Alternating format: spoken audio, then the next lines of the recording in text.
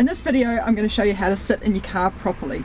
Many people think that you can just basically jump in a car, away you go, use the steering wheel and the pedals as they appear, but the way you sit in your car makes a big difference to the way that you can drive it properly.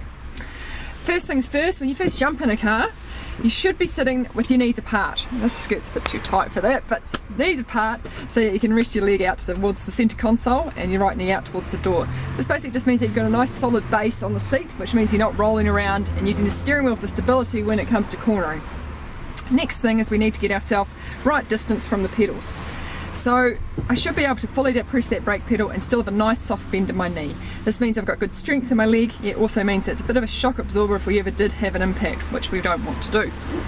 So that looks pretty good there. I could maybe come a little bit closer. Cool, so I've still got good strength there and no fully extended legs.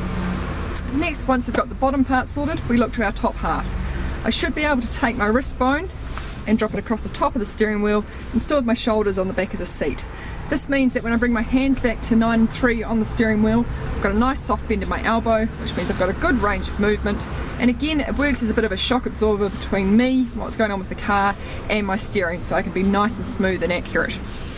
Most steering wheels will have the adjustment up and down. This steering wheel also has the ability to come back towards me, so I would get it probably about there, so it's a nice comfortable seating position. Cool, once we've got that sorted, it's then seat belts on. Really good habit, always make sure there's no twists in your belt.